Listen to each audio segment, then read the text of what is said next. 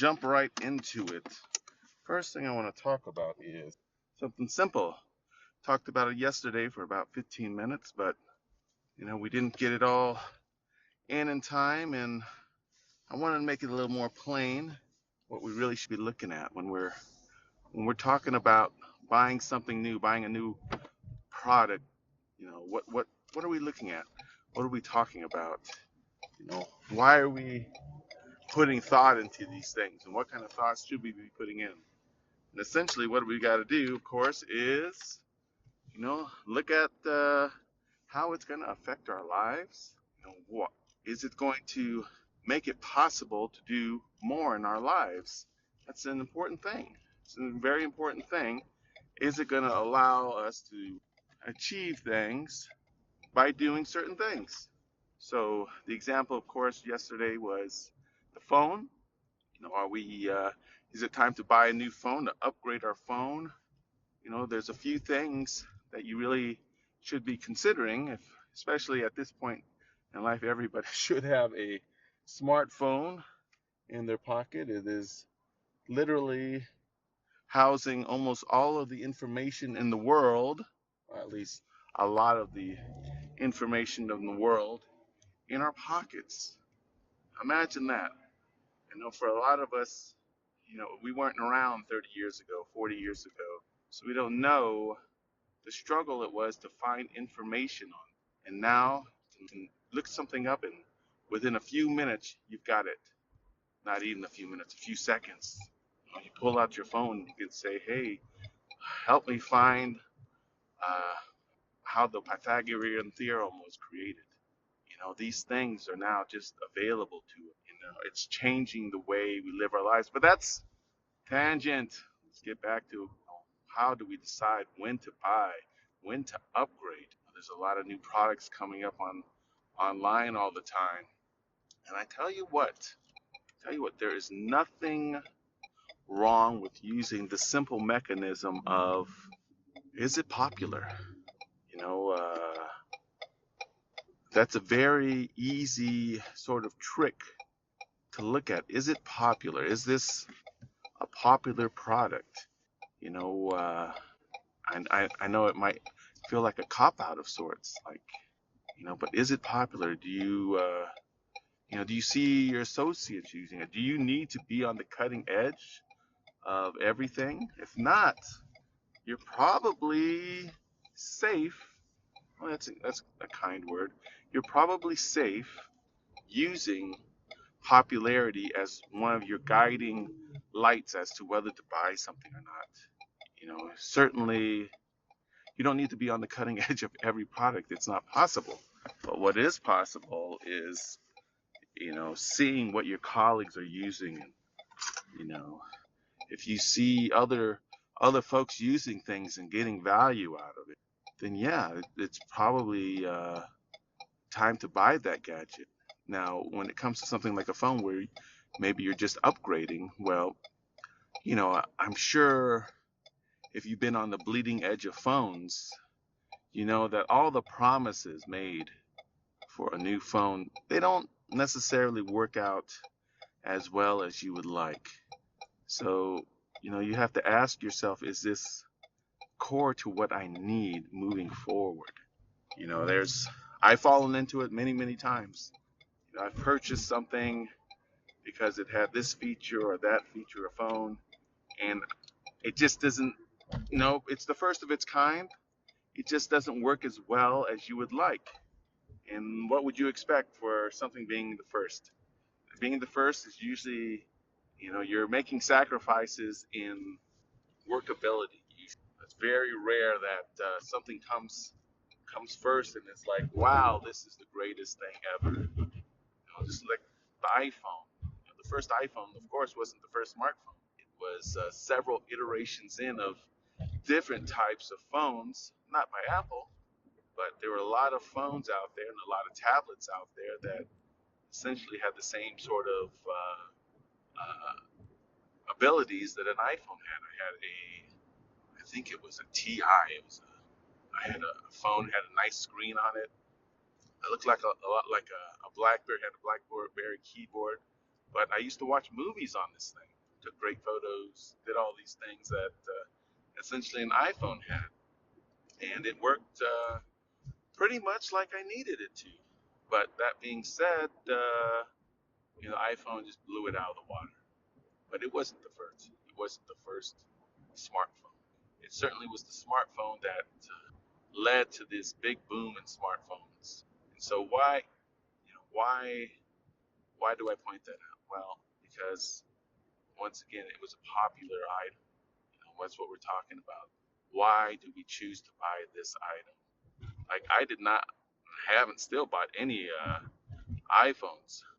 Kind of don't like being captured in that walled garden. I think Apple products are wonderful, some of the best products out there, and if you're not, I kind of find myself or consider myself to be on the I wouldn't say on the bleeding edge of technology, but close to it.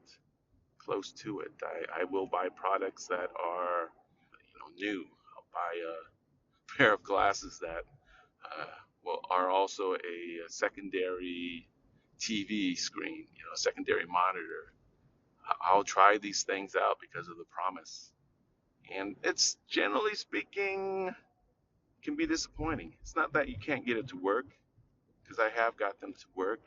It's just they don't work as well as you would hope, as you would expect them to work, especially if you're used to buying great products. Because these products, the feature is what you're buying, but it's not necessarily, it isn't tried and true when you're buying the latest and the greatest.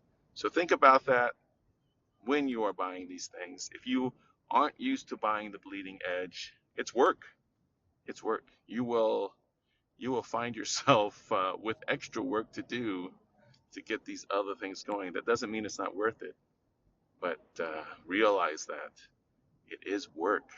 When you buy a fancy feature, like here's an example, night vision. You got to figure out how night vision works. Then you got to figure out a use for it. Like when do you need night vision? I tell you what, night vision when it first came out was an incredible product. I really liked it. I was figuring out things to do with it, but after an update, and this happens as well, after an update, it sort of lost the things I was using it for. Apparently, other people were using it for different things, and that's where Google decided to take it.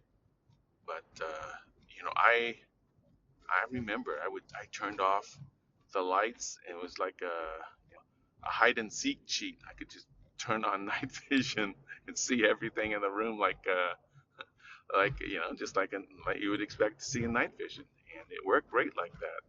But when I got the update, I think this was way back in like 3, 4 years ago. It just did not work as I intended, and that happens as well when you buy new features in a product. Sometimes those features lose their support, or they don't ever grow. They don't if they don't become popular, then they don't get new iterations, and the iterations that they have may turn into something that you don't want. So just something to consider when you're deciding to buy new tech or upgrade because you saw a feature that you like. But that being said, let's move on to productivity. So I have decided to buy a new phone. That's why this is on my mind. And the reason I'm buying the new phone is I'm hoping that the errors, the glitches that currently reside on my phone will go away. I've had the issue of, and I've heard about this and sort of seen it. I can't prove that it's the reason why, but I've sort of seen that once you've filled up your memory on your device, either a phone or a laptop or anything like that, you run into the issue of uh, the it messes up the phone, it messes up the laptop, messes up the computer when you get completely full. I don't know why, but it seems to be the case. Now, because I create so much content, I always am. bouncing up against this, where I fill up whatever device I'm using. I just filled up my computer, my laptop, and my phone all at the same time, essentially on the same, within the same couple of hours, because I wasn't staying on top of it. I have to go out and buy more memory. I just bought another 2 terabytes in portable memory, so when I'm working on my laptop away from the studio, I can put stuff in there, but that will fill up quickly. 2 terabytes just isn't enough. Each of these short videos that I make can easily take up 10 gigabytes, which 10 gigabytes doesn't sound like a lot. I'm producing a couple of gigabytes worth of I'm sorry, a couple of videos a day minimum sometime. I've uploaded as many as, I want to say, seven videos in a day. So yeah, it can fill up pretty quickly, but that's why. Sorry, I ran on a little tangent there. But that's why we have a situation where I'm hoping that getting a phone with more memory, at least in the short run, is going to reduce the number of problems that I'm having with my current phone. Once again, I've lost more content.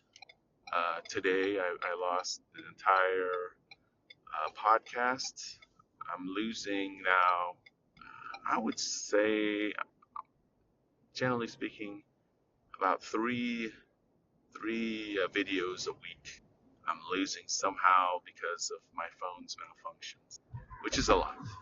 So I'm hoping to initially, even if I bought a new phone, I was going to keep my current phone because I do like it, but because of these issues, I can't I can't justify keeping it, because if I use it for anything, then I've probably got about a 30% chance that I'm going to lose some or all of the video, whatever I put on that phone. But that's why I'm upgrading. I'm upgrading in those hopes that you know I'm not losing as much, or losing any, hopefully, any content. One, two, it's a slightly larger phone. It's designed to I should be able to. I do video editing on the phone sometimes, only about once a day at least, and hopefully it'll make that process faster because it's a little bit larger. The screen is crisper. Uh, it's more dynamic as far as what I can do with the screen. So hopefully that is also the case. I'll be able to use it for that purpose. Now it does create hopefully better videos. It's supposed to also help create better sound. It's one of the problems I run into with my podcast is, despite all of the efforts I've made, the sound, generally speaking, is not that great. I'm still working on it every day to try to have better sounding videos. But yeah, we'll see. We'll see about those things. It's a nice. It's one of those things. It's nice to think that that's what we all these problems are going to be solved. And if all these problems are solved, then of course it'll be a great purchase. It'll be a wonderful purchase. But what are the odds that everything is going to work as expected? Probably pretty low. But there's also the added benefit of, sometimes you'll find new things that or new ways to use the things that you have. So, because now, as before, I'm hoping I have more free time. And with more time, there's no free time. With more time, uh, or more available time, I'll be able to do things that I haven't been able to do till now. So ultimately, that's what we're talking about, is freeing up time to do more things, do other things, find new things, spend more time with the family, spend more time creating, spend less. Just that ability to do more should be worth it. should be worth it. Whatever the price is, 1700, 1500, 1800. When you're creating at a high level, when you feel you're being creative, having that stopped by your tools isn't a good feeling. When I lost my video this morning after working hard on it, it just wasn't easy. At that point, it was easy for me to make that decision that, okay, it's time. And I was probably going to do it anyways. I was just waiting for something. Maybe this is what I was waiting for. The next the next time would cost me some creativity. But for now, that's what we got. That's where we're at. When you're making these purchases, when you're thinking about upgrading or buying some new tech, uh, just think about how it will make your life better or could make your life better. There is the possibility that the promises fall short. The promises fall short. And I mean, it's hard for me to believe anybody watching YouTube at this point doesn't have a smartphone. But if you are and you don't have a smartphone, go out and get one right now, please. You don't have to have a contract or anything like that. I think there's the LG 40 XL right now. It was on sale for $100. It is a great phone, $100, unless you are going to be put in some kind of bad financial situations by spending $100. Go out and get this phone. But it's hard to imagine if you're working how having a smartphone, especially one of this quality, will make your life anything but better. There's so many things to do on it, but like I said, I just go out and do it, please, and start using it. If you need help, go ahead, send comments, put it in the comments. There's I'm sure I will make a video addressing people who don't have a smartphone or aren't using it as a smartphone. I know there's sometimes we trap ourselves in these thoughts that anything new is bad, but obviously that's not the case. Anyways, we're going to move on to the next subject. Continue the podcast. If I know I was kind of short on this subject, but we've talked about this a lot in the last episode, so I just wanted to kind of give you an update on what was in the thought process.